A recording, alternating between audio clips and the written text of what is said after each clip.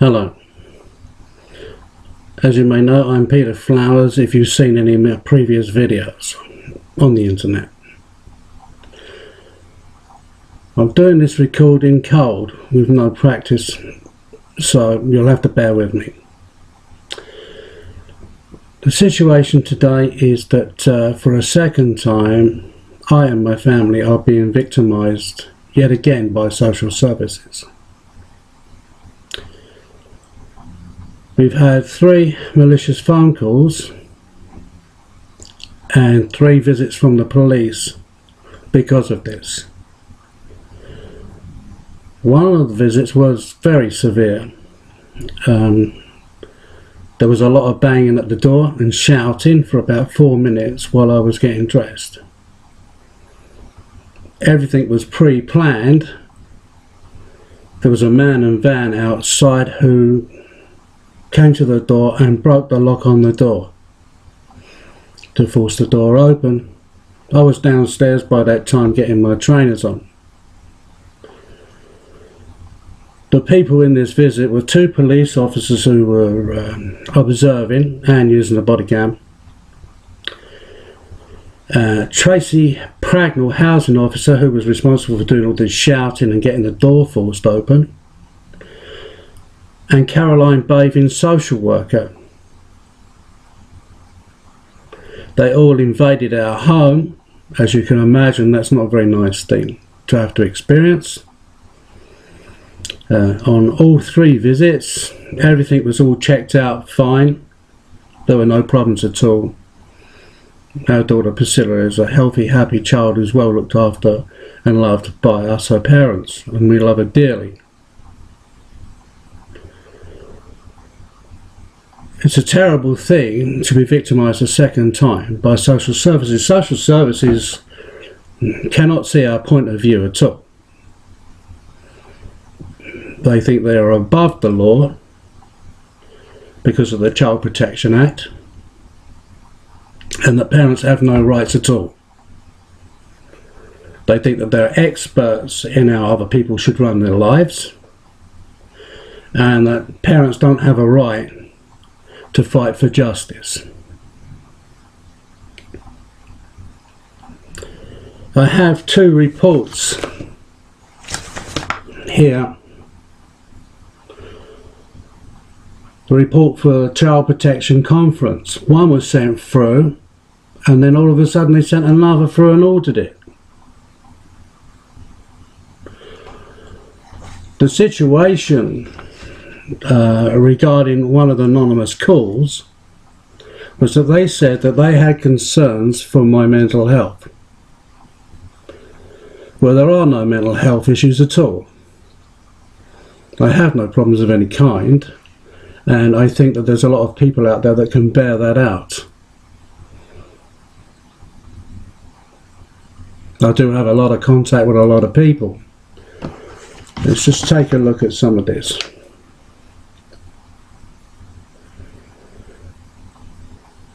Regarding my daughter, it says here, Priscilla appears to have a positive bond with her parents, in particular her mother. Priscilla does not appear to be afraid of either of her parents. Priscilla is due to commence infant school. Well, she's been at infant school almost a month and doing very, very well there, and we're very pleased with the school. We have concerns about the school, naturally, because they're under the control of Kent County Council, which is also the authority that controls social services. It's just common sense, like, you know.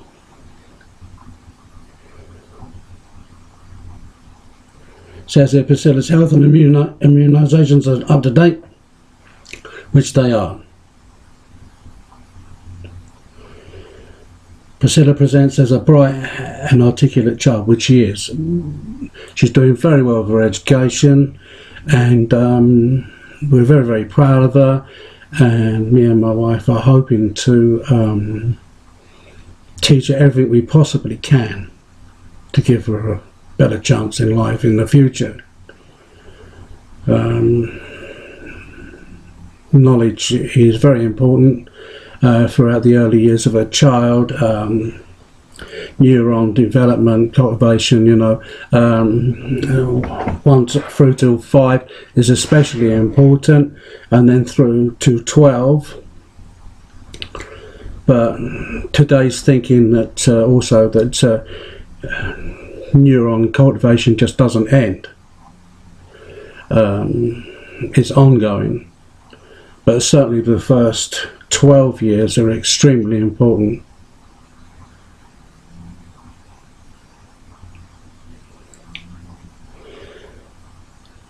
Because of the malicious anonymous call, they said in it about their concerns for my deteriorating mental health.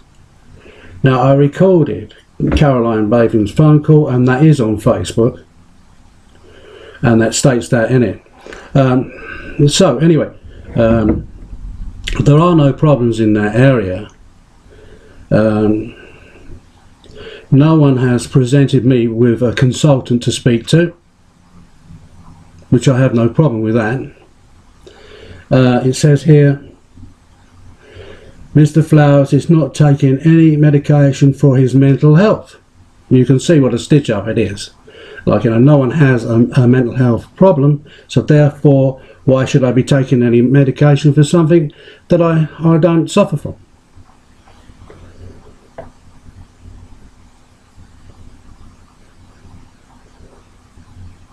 It says here about I being removed from the register at Gravesend Medical Centre. Yeah, well, that was quite true, that was, because I challenged them. The situation there is that I went to see a GP on 3 different occasions throughout a year because I was limping badly and had a lot of pain with my leg. All this GP did was prescribe painkillers. Moving into the next year, I saw another GP, and this GP turned around and said, haven't you had your leg scanned? And I said, no, but I said, I see this GP 3 times and I've done nothing about it. Just give me painkillers. So I went through this incredibly bad news process of trying to actually get the scan done after all of that. Physiotherapy for checks first, and physiotherapy at Gravesend. Forgot to send a letter off to the consultant, so that was another month before I went back up and said, hey, what's happening, and they hadn't sent the letter. So to cut a long story short, I ended up having 5 hours surgery at St Thomas Hospital, London. They had to clean out an artery. They found a blood clot. Had to put a patch on the artery, and then I had to have stenting put in, and had a smaller procedure the following year. So everything's fine now, but the situation could have been that if I hadn't had treatment, I could have lost a leg. And what of the blood clot?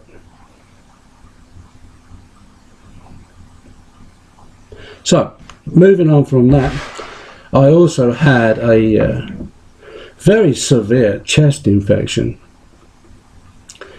and Gravesend Medical Centre thought that I had COPD when it was just a chest infection, but I challenged them on this later on, but in all honesty there, because of the chest infection, a mistake could easily have been made, and it was, and as I say, the situation with Gravesend Medical Centre is that I did challenge them. They denied everything, naturally, and that's the end of the story on that. All I can say is that I liked Gravesend Medical Centre, and I'm extremely disappointed. Okay, let's take another look here.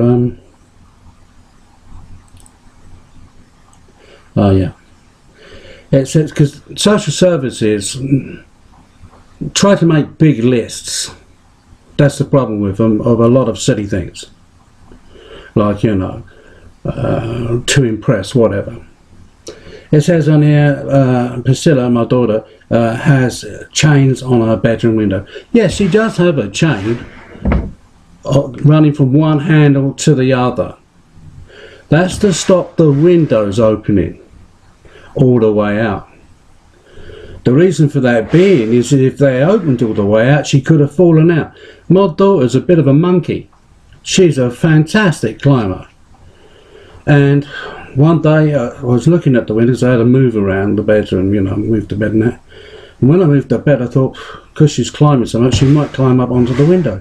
So I took a look at the window and I thought, hold on a minute, like, you know, this is a severely dangerous issue and it should have been rectified by Gravesend Council before we even moved into the property. Like, you know, it's a good job that I noticed and thought it through. Otherwise it could have been a disaster. So the chain works perfectly well. There's no problems there with that. It's good. She gets plenty of air still and all that.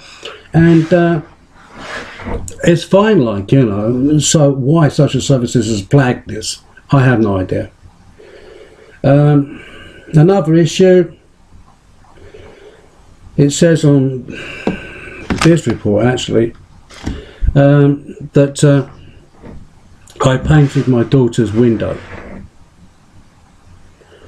with white paint. Well, it wasn't white paint at all, it was purple paint, and I just painted a band through the middle of the window so that if my daughter climbed up onto the window, she had some kind of privacy screen. Because at the back of the house, there's loads of houses that can see onto the back of our house, and also there's two roads, one running down and one running parallel to the back of the house where cars go. They're that big, like, you know. So after thinking about this issue with the paint on the window, Social Services also put a lot of rubbish into one of the reports at the end. It said that if I didn't remove the chain and I didn't take the paint off the window, I would be evicted. I've got it in writing here. It's their report, which is a lot of old nonsense. The situation regarding council housing is as follows. If you ever move out, you must leave it in good repair as you found it. So, for instance, if you made a hole, you must fill the hole. If there was paint on the window, remove the paint, and so on. Anyway, what I did was I removed the paint and I put smiley face stickers up instead on the window to create a privacy screen for my daughter. And it works fine, and admittedly it does look a lot better than the paint, like, you know. So that's that one.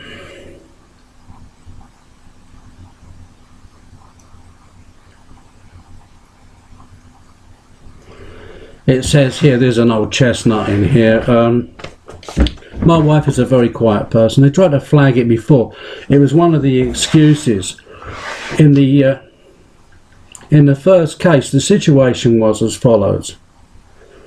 We went to see a consultant, and my wife doesn't travel too well on a bus sometimes, so this put her blood pressure up and she was on blood pressure tablets.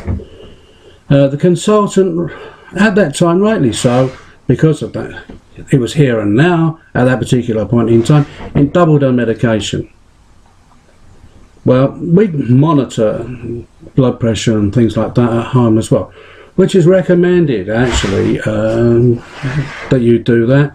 It cuts down queues, GPs and one thing or another, like, you know, and even GPs often advise people to go and have a word with the pharmacist rather than make an appointment with a GP. Yet Social Services turned around to us at that particular time and said, oh my God, it's completely out of order that you're checking your own blood pressure.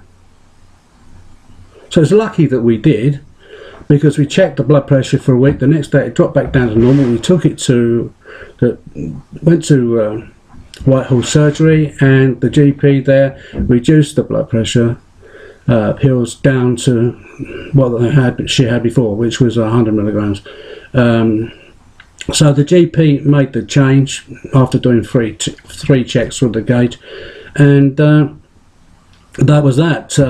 I went to the midwife, because my wife was due to have our baby, and told her about this issue, and the next thing we know that she had reported us to social services instead of going through channels. And that's what started the ball rolling for the whole thing, like, you know, 2 years of hell, really. Like, you know, the first year of my wife and child living away, so I didn't even have a chance to put my wife, our child, to bed, like, you know, for the first year, which was a terrible thing, like, you know, considering nobody had done anything wrong. The other issue coming back to this was that says here, Mrs. Flowers presents as a very quiet person in the past, and professionals have been concerned that she is suffering from domestic abuse.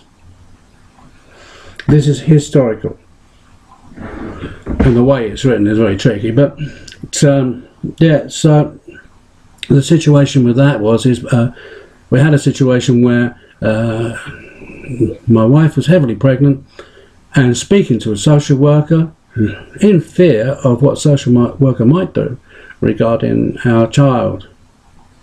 So obviously when she was talking to the social worker, she was very quiet and reflecting her views at the same time as communicating, like, you know, and so they decided to turn around and say that I was abusing my wife in the home because my wife was a quiet person. Well, I'm still a quiet person. Like, you know, if she's got something to say, she will say it, I can assure you of that. So that was the situation, so therefore that started the ball rolling, and with the first case when nobody committed any crimes at all. And there's a full video up on Facebook and No Surrender Running Man YouTube that can be seen, proving that social services admit liability and admit that changes do need to be made within the process with social services, yet we have had no compensation of any kind. And where we are today, the attitude of social services regarding the first case is that it was justified as far as they're concerned, and they can just do whatever they like to people's lives, and we have to pick up the pieces. Okay.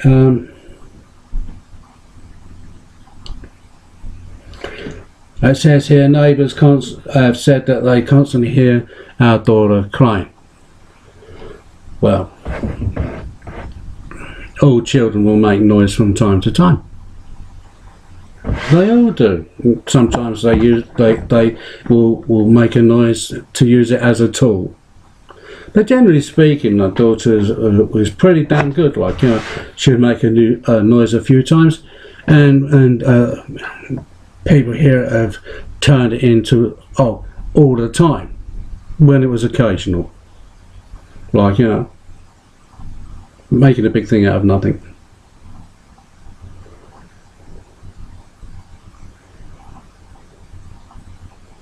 It's here that says that someone alleged that I had locked my daughter in the shed. It never happened. And that was the call where the lock was forced, and the call was made 4 days previous, so there was no emergency of any kind. And then all of a sudden, after 4 days had passed, we got a man in a van outside ready to break the door down. Come on.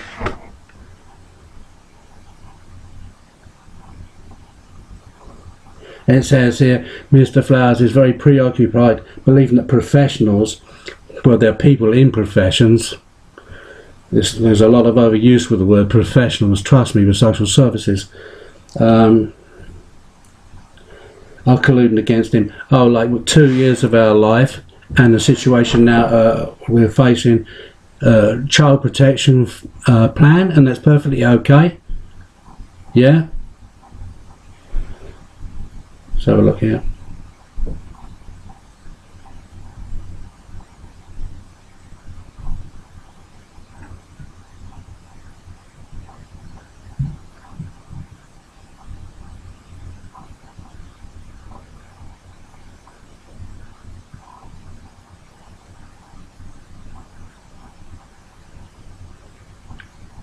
But here's a piece of historic nonsense. There's loads of it also in this one. It says here, what needs to happen next? Harm statement. From the little that is known about Mr. Flower's childhood, it appears he experienced a neglectful and traumatic childhood and suffered abuse from parenting. Well, that's not true at all. They put in one of these statements that my father used to beat me all the time. And that wasn't the case. I got a smack if I deserved it. The situation with that, you know, what can you do? Honesty is honesty. My dad only smacked me if my mother told him to. And he wasn't happy with that. And it wasn't excessive anyway. I often thought I got off light, but I mean, the situation with it, how he got out of that and dealt with that in the end, which has been a big part of my life, because of my father's words. He said, if you always tell the truth, I will never hit you. So I always told the truth. I even told the truth if I didn't do it. Yeah, like, you know. So he was the most fantastic man, and to read some of the stuff that I've read that people have said about my father, he paid his mortgage up in full and all sorts of things. He was a brilliant and very wise man, like, you know, and always took on board everything that he said, like, you know, and gave him the respect he deserved. He was an extremely good man. Let's have a look. What else does it say here? Social services are trying to blame something that didn't really exist at all as impacting on today.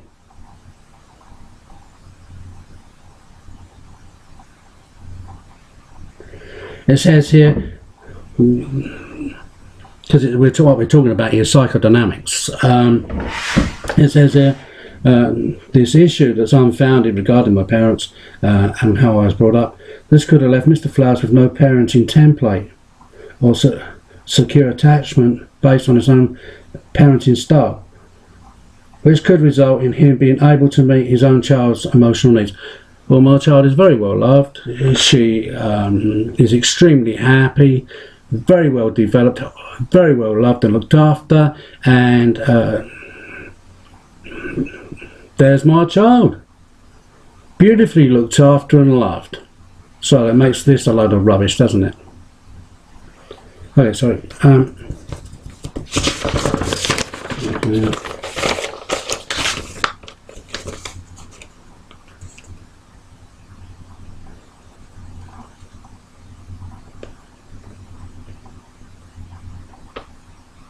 We're talking about emotional needs, yeah? It says here, because that's the charge, like, you know.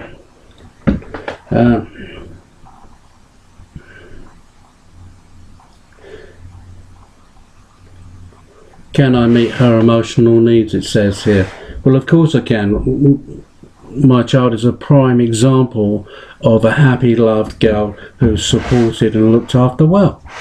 On top of that, I do have some counselling qualifications. Like, you know, I'm a big fan of Carl Rogers.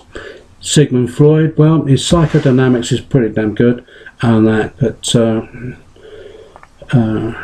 a big favourite of mine is Maslow and his hierarchy of needs. And other people may have done it, but I developed a practice of actually putting Maslow's hierarchy needs into practice in everyday life. So yeah, I mean, I got a level 3 and a level 6 in counselling, which is a GCSE and an A level.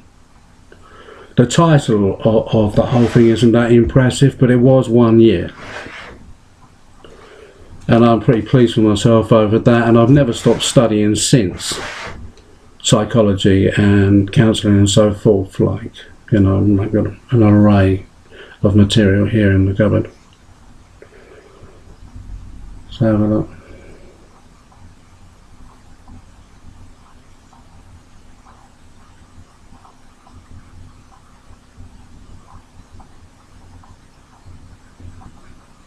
Yeah, so basically, in a nutshell, like, there's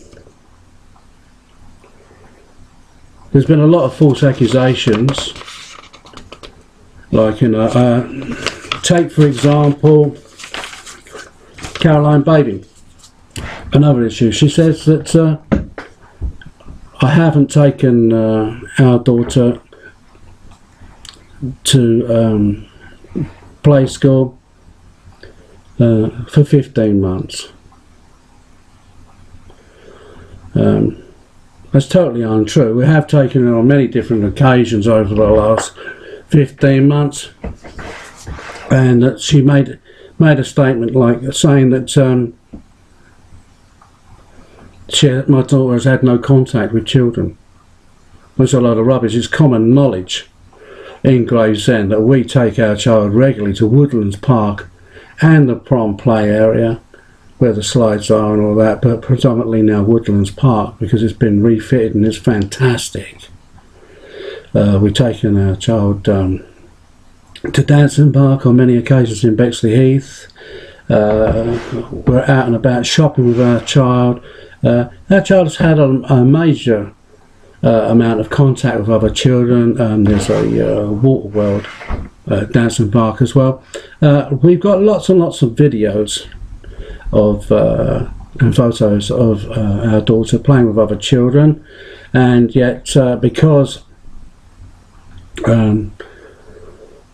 we didn't take our child to a government-controlled facility on a regular basis, according to Caroline Bavin, she had no contact with other children.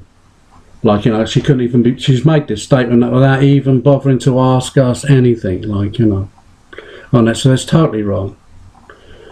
Right.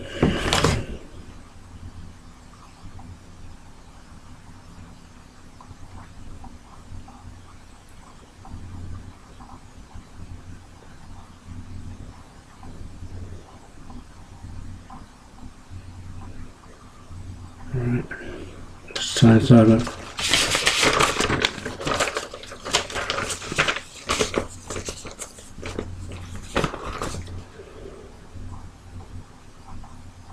Right, so basically in a nutshell, I have to wind up with this because we're running out of time. The situation is at this moment in time, a child protection plan has been put in order and it's totally unnecessary. We consider it victimization. Social services expect us to go to regular meetings and have a Caroline Bavin social worker come round and visit us and ask our daughter questions on how is she and all this kind of thing, and is she happy in her home, and this kind of talk to her, which I'm sure isn't a very good thing for a child to have to put up with, and could be confusing for her. We only know that about those visits from an email. As I say, we have had no child protection plan given to us or anything like that yet at this stage. I'm going to do my very, very best to continue to protest and challenge social services, and I have a few irons in the fire, but it's a major challenge against such a controlling force. Like, you know, according to recent reading, in the last year there's been over 1,500 children been put into care. Today, from reading, apparently, according to the internet, there are 69,000 children in care, with over 6,000 children running away from care. I'm sure the figure's double that, because obviously carers don't want it to get out that children manage to slip away from them. There are parents, mothers and fathers in magistrates' courts, family courts, Chatham, Maidstone, and many other places in the country, in courts, waiting rooms, living in fear of losing their children.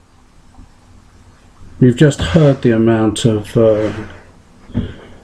families that have been affected by social services, and it does seem to be a bit of a production line. They are on very high salaries, social workers, and that's a fact. And the internet is littered with victims from social services. So, as far as I'm concerned, everyone is at risk. We certainly don't deserve what we've been put through. We do have a right to protest in any way we wish. Not that social services agrees with anything like that at all. We're supposed to just lay down and let them walk all over us.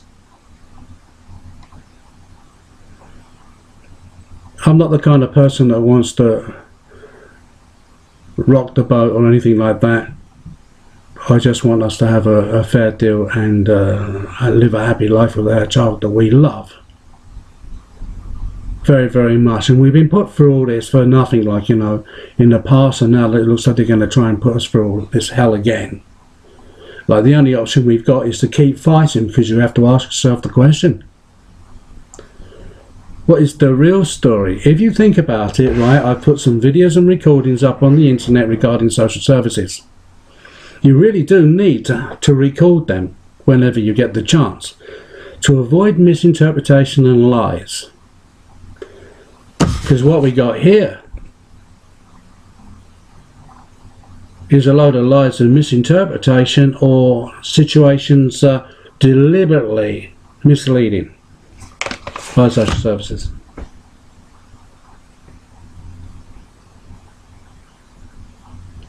So people have to be careful out there, you know, and protect themselves. We live in a world where there's CCTV all over the place. You can't get away from it. Like, you know, and if you phone anybody up, generally speaking, you're warned you're going to be recorded. And also, for referencing purposes, it is common sense to record wherever possible. Like, but as I say, social service make a song and dance about anything like that. Yeah, if you phone up social services, they'll record you. So that's about it. There's not much more I can say at this time, except that we're very, very concerned. We're going to do our very, very best. The challenge, we did, well, I did, took Priscilla up Joan's house, Gravesend, and we did speak to Caroline Bavin. We did make an arrangement for someone other than her to come to the house, and then she tried to back away from that and force her way in like a ball. Like, you know, we were trying to be flexible and clear up these malicious phone calls and nothing, and all this, sorry, and it got us nowhere. The next thing we know, there was this child protection conference, which I didn't go to. The reason for that is that I didn't want to be victimised further, because I've been to one previously, obviously. Like, I sat there for 3 hours taking abuse, being asked questions and accused of things that I didn't do. I will flag one last thing anyway. Within the NHS, the police force and many other organisations, it's well known that there's multi-millions of pounds paid out in compensation every year for mistakes. And obviously the situation is that with any organisation, if they make mistakes, there is a lot of times that they will not admit that they've made any mistakes at all. That's about all I can really say. Thank you very much for listening.